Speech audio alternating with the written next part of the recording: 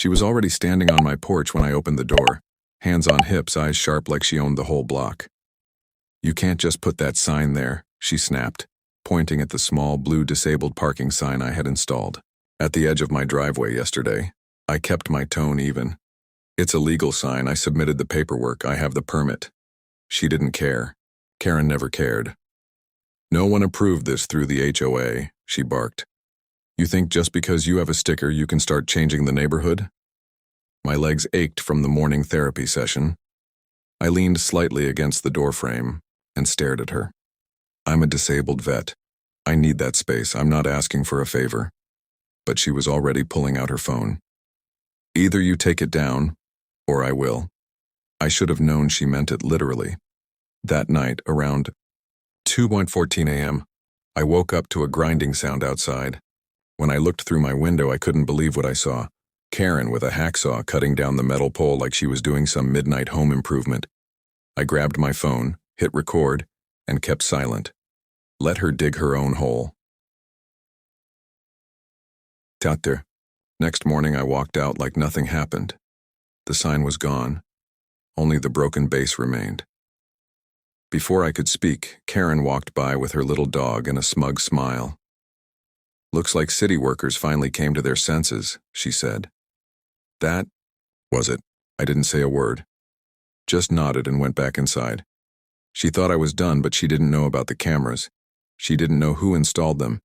And she definitely didn't know who trained me to watch everything without blinking. "You picked the wrong driveway, lady," I muttered under my breath. I spent the rest of the morning sipping coffee and rewinding footage. There she was, Karen in her pink robe and slippers, sawing through government property like she was pruning a hedge. Her dog even peed on my welcome mat while she worked. I uploaded the video to my cloud drive, then emailed a copy to my lawyer. Didn't say much, just, "This is why I can't park." At noon, a notice appeared on my front door. No envelope, just duct taped right in the center like some public execution. "Immediate compliance required. Unauthorized signage. $500 fine." Show authority. Thing is, our neighborhood doesn't have a functioning HOA. It disbanded 3 years ago. Everyone knew that, except Karen, apparently, who still walked around with her old title like it meant something. I peeled the notice off and chuckled. She even signed it. Karen J., HOA President. That evening, I parked in front of my house anyway. No sign. No choice. I had to limp from the curb. When I came out the next morning, there was a ticket on my windshield, a real one. City issued, Karen. Stood across the street with a thermos, sipping like she just won the Super Bowl. "Told you," she called out. "Some people just can't follow rules." I stared at the ticket. She had called the city, lied, said I was blocking a fire lane. I felt heat rise behind my eyes, but I kept calm. I wasn't going to yell. I wasn't going to fight her on the street. Because I had something she didn't. I had proof. And a court date. "You really think this is over?" I asked her. Karen smiled. "Oh, honey, it already is." She turned around and walked away. She had no idea what was coming. The courtroom was colder than I expected. Not in temperature, just in silence. Karen sat 2 rows ahead of me, dressed like she was attending a tea party, not a hearing. Pearls, pastel blouse, her smug little smirk, never. Leaving her face, she didn't bring a lawyer. Of course she didn't. She thought she was the law. The judge came in, adjusted his glasses, and called the case number. Violation of disability accommodation, destruction of property, false HOA authority claim. He read out loud. Then looked at both of us. "Let's begin." Karen jumped in before anyone asked her to. "Your Honor, I'm the acting president of our HOA, and I was simply enforcing neighborhood standards. The sign was unauthorized and, frankly, tacky." I stayed quiet. Let her dig. "Did you receive any formal complaint about the sign?" The judge asked. "No, but as the community lead, there is no registered HOA at that address." The judge interrupted. "It dissolved in 2022. Karen blinked. "Well, the community still expects a certain image. We can't just let people install random signs and park wherever they want." That's when my lawyer nodded at me. I stood up and handed over the USB drive. Your Honor, this is security footage from my front yard. It's time-stamped. It shows the defendant trespassing at 2:14 a.m. and cutting down my government-issued disabled parking sign. Karen's smile twitched. The judge inserted the drive. There was no sound, just video. Crystal clear. Karen crouching, sawing, then dragging the sign away like some twisted victory lap. The courtroom was still. No one even breathed. Then came the line, the one that sealed it. As she passed my security camera, she looked straight at it and whispered, "Let's see him hobble." To court now. The judge paused the video. Karen's face had turned gray. I didn't smile. I didn't move, because I knew what was next, and so did she. The judge leaned back in his chair, took off his glasses, and looked directly at Karen. "Ms. Jensen," he said slowly, "do you realize what you've done here?" Karen opened her mouth, then closed it. For the first time, she didn't have a snappy reply. "You destroyed federally protected signage. You impersonated a defunct HOA, and you submitted a false complaint to the city, leading to an unlawful citation. You even mocked a disabled veteran on camera." That last line hit hard. A woman in the back row let out a quiet gasp. Karen started to stammer. I didn't mean it like that. It was, "Save it." The judge cut her off. "You're not in charge of anything but your own bad decisions." He turned to me. "Mr. Hayes, would you like to press charges?" I nodded once. "Yes, sir." Karen's head snapped toward me. "What? It was just a sign. You can't ruin my life over this." "You tried to ruin mine," I said quietly. The judge banged the gavel.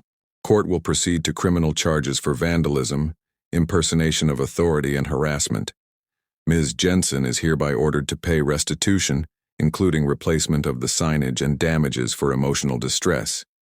Karen looked like someone had pulled the floor out from under her, but it wasn't over. Outside the courtroom, a reporter was waiting. Apparently, the video had already made it to Reddit. Entitled People, front page, over 2 million views. The clip of her whispering, "Let's see him hobble to court now," had gone viral. They were calling her Hacksaw Karen. And just when I thought it was done, something unexpected happened. A young man in uniform walked up to me. "Sir," he said, "my unit saw the video. We're all veterans.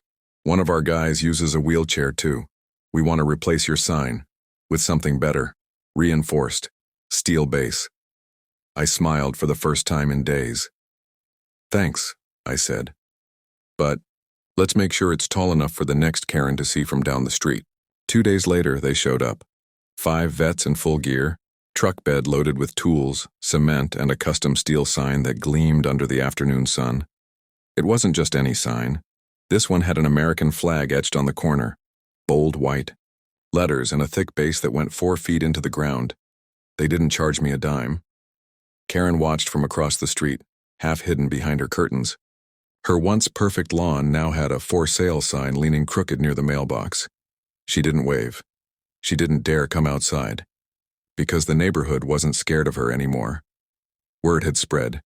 Turns out, she'd been pulling the same power games with other residents for years, pretending to run the HOA, handing out fake fines, even threatening a single mom for painting her fence the wrong shade of beige. But no one had ever challenged her until now, and it wasn't just me. The footage, that one line, was now a soundbite. It was on TikTok, on local news, even made a segment on a national morning show. Veteran outsmarts Hacksaw Karen. With courtroom karma. She tried to defend herself online, but it only made things worse. Screenshots of her fake notices, her social media rants, her HOA business cards, all surfaced. Then came the final twist. My lawyer got a call. A real estate developer had seen the story and reached out to us. Turns out, the patch of land Karen claimed as HOA property actually belonged to me, not just the driveway, not just the sidewalk. The whole lot behind my house, half an acre. She'd been cutting through it for years, hosting her little block meetings there, acting like It was a public commons. It was mine, all of it. That weekend, I put up a new sign right at the edge of the lot, private property. Trespassers will be filmed, fined, and featured. Karen finally moved out 2 weeks later. No goodbye, no last speech, just a moving truck and a busted reputation. And me? I park in my driveway, right under that steel sign. And every time I look at it, I hear that one line again. Let's see him hobble to court now. Yeah, you did. And now everyone else has too. A month passed. Quiet for once. No fake notices, no mysterious fines taped to mailboxes, no one measuring grass with a ruler. But just when I thought the whole saga was over, an envelope came in the mail. No return address, just my name, handwritten in bold black ink. Inside was a folded printout, a cease and desist letter from Karen, or rather, from the lawyer she somehow scraped together after being publicly roasted, fined, and forced to move out. The letter claimed defamation, emotional damage, public humiliation. She wanted me to take down the video, apologize, pay damages. I laughed so hard I nearly dropped the letter, but I didn't ignore it. No, I forwarded it straight to my attorney, who responded with a single line. We'll let the truth speak for itself. Again. Turns out Karen had filed a small claims lawsuit in a different county, hoping I wouldn't show up. Probably thought I'd be too tired, too broke, too disabled to make the trip. She underestimated me. Again. So I went. In uniform this time. Not because I needed to. Because I wanted her to see what real strength looked like. Courtroom was smaller. But the silence hit the same. Her lawyer tried to spin the whole thing. She's a concerned citizen. She didn't understand the legal boundaries. She's been harassed online. My turn came. I stood up. Told the judge the same thing I told the first one, minus the extra drama, just facts, footage, her own words. When I finished, I pulled out my phone, scrolled to a photo, and showed it to the judge. It was Karen, standing on my land, at her HOA picnic. Banner behind her. Her name in bold letters, smiling, waving. The judge sighed. Case dismissed, he said, then looked directly at her. And if you file another false claim, Ms. Jensen, you'll be the one facing penalties. Karen didn't say a word. She just picked up her purse and left. This time, no reporters were outside. No camera crews. But as I walked out of that courtroom, a young woman stopped me near the steps. You're the guy from that video, right? She asked. I nodded. She held out her hand. Thanks for standing up. My dad's in a chair too. We saw the whole thing. You said what a lot of us never get to say. That moment hit harder than any courtroom win. This wasn't just about a sign or a driveway. It was about respect, about showing people like Karen that bullying, even in fancy clothes, still has consequences. And the truth?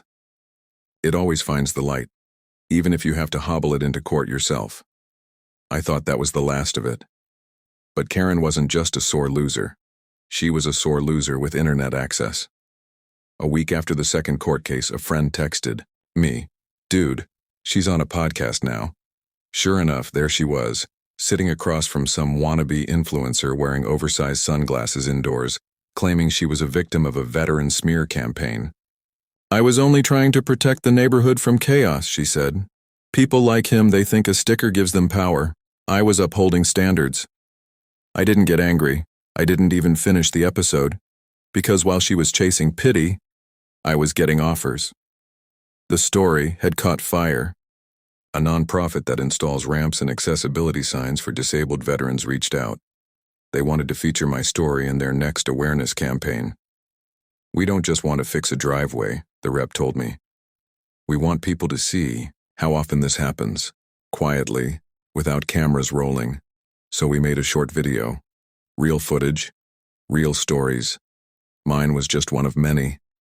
And when it dropped, Karen's podcast episode got buried, drowned out, because the internet only listens to one thing louder than drama, truth backed by proof. But here's where it came full circle. At the next community meeting, Yes, we actually had one now, a real one, with rotating volunteers and no fake presidents. A woman spoke up. She was new to the neighborhood. A single mom, quiet voice, nervous smile. I just wanted to say thank you to Mr. Hayes, she said, looking toward me. I moved in a week ago, and the first thing I noticed wasn't the house, it was that steel sign. Everyone turned. I've got a son in a wheelchair, and for the first time, I felt like this was a street that sees us. That hit hard. I didn't even know what to say. Karen tried to erase me, tried to cut down something that wasn't just metal. It was dignity. And now? Now it stood taller than ever, not just in my driveway, but in the lives it reminded. You matter here. And as for Karen, she became a meme, a lesson, a name people now use when they see injustice dressed as authority. She tried to silence me, but the sound of justice travels way louder than a hacksaw ever could. The real victory wasn't the courtroom. It was knowing that no one like her would ever get to cut down someone's dignity again. Not on my street. 3 months later, I got a letter in the mail, not from Karen, not from a lawyer, from the Department of Veterans Affairs. Apparently someone from the nonprofit had submitted my story along with the footage, campaign video, and the massive outpouring of support. They called it a shining example of post-service civic leadership. They wanted to honor me. At first I laughed. Me? I was just trying to park my car without a fight. But then I remembered the woman at the meeting, the kid in the wheelchair. The messages I still got weekly from strangers, saw your story, made me feel like I wasn't alone. So yeah, I went. They held the ceremony at a small park in D.C. No big stage, no news cameras, just a folded flag, a few handshakes, and a plaque. Mr. Hayes, the presenter said, you stood up without raising your voice. You fought back without violence. You showed a nation what quiet strength looks like. That hit me in the chest, and when they asked if I had anything to say, I kept it short. I didn't do this to be known, I said. I did it because some people think a clipboard makes them a god. I just wanted a parking spot, but maybe we all need to take a stand for the small things, because they're never just small. Afterward, a man in uniform, double, amputee silver star on his chest, walked over. He didn't say much, just nodded at me, then said, for every Karen, there's gotta be a Hayes. And just like that, I realized, she gave me more than trouble. She gave me a reason to speak, up to stand tall even when I could barely walk. Funny, huh? All this because one woman couldn't stand the sight of a blue parking sign, but now that sign stands higher than ever, not just outside my house, but in people's minds.